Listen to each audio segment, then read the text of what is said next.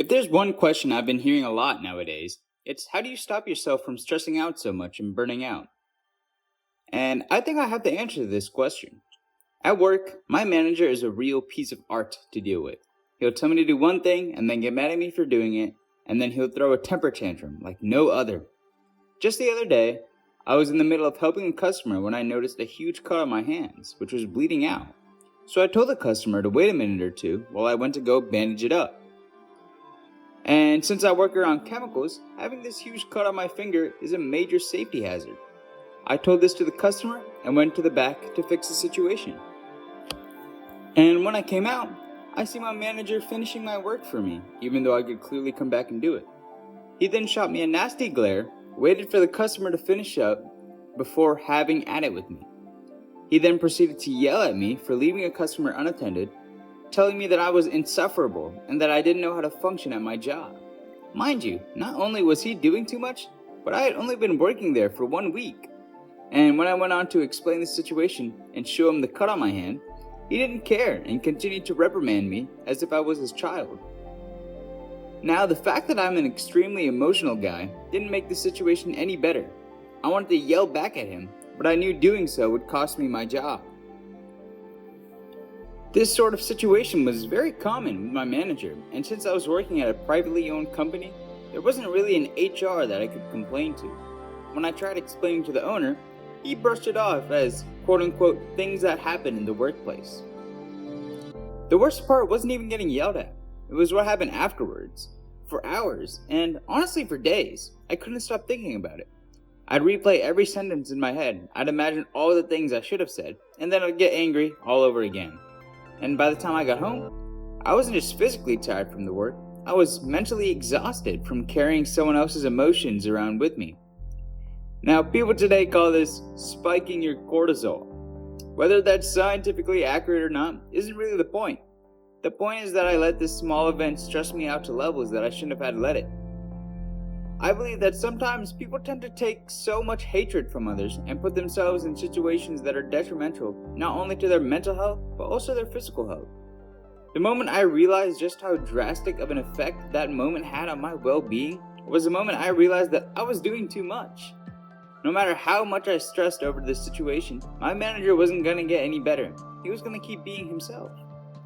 Obviously, it's okay to feel certain emotions, but it's not okay to let those emotions take control of your well-being.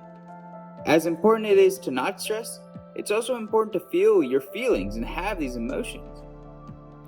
There's been one thing that I've been doing consistently to help me in situations like these. After the initial 10 minutes of extreme emotions, I give myself a certain amount of allotted time to feel whatever it is I want to feel, whether it be an hour, a day, or even a week. And then after this allotted time, I promise myself to go back to how I was before the said incident. Now, what works for me is not going to work for other people. Some people may not be able to completely shut off stress after a certain given time period, and that's completely okay. But the one thing that people should take from this is that there's no reason to let one small event take control of you. If you take your event and zoom out, you'll be able to see how insignificant some things are. You have to realize that life is never going to stop giving you reasons to stress out. There will always be another rude customer, another difficult boss, another bill to pay, another deadline to meet, another inconvenience that seems to happen at the worst possible time. If your goal is to eliminate every source of stress from your life, you're setting yourself up for disappointment, because that's just not how life works. The goal isn't to avoid stressful situations. The goal is to stop letting those situations control you long after they've ended. Looking back on that interaction with my manager, I don't regret bandaging my hand. I don't regret walking away for the customer for 2 minutes to make sure I was safe. What I regret is giving that 3-minute interaction permission to ruin the next couple days of my life. My manager went home after a shift and probably forgot the conversation ever happened. Meanwhile, I was still replaying it in my head over and over again, letting someone else's anger become my own.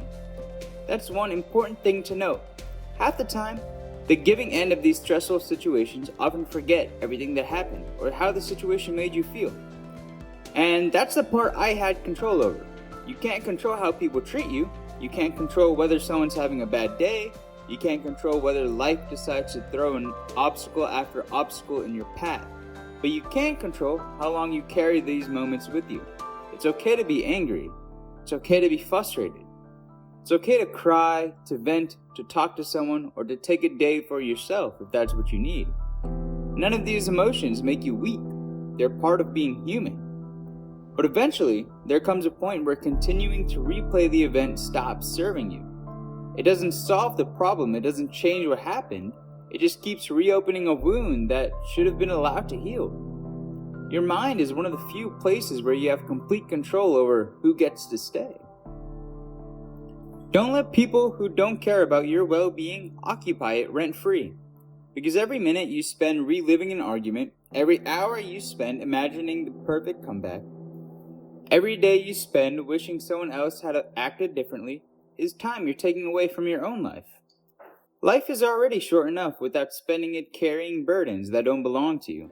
So, feel your emotions, learn from the experience, stand up for yourself when it's appropriate, but when there's nothing left to gain, give yourself permission to move on. Because peace doesn't come from having a perfect life. Peace comes from refusing to let those imperfect moments define it. And the healthiest thing you can do isn't changing your circumstances, it's deciding that one bad moment doesn't deserve another minute of your life. Stop spiking your cortisol. Thank you guys for watching this video. I hope you liked it. I hope you can take something out of this. And make sure to like and subscribe. Leave a comment. See ya.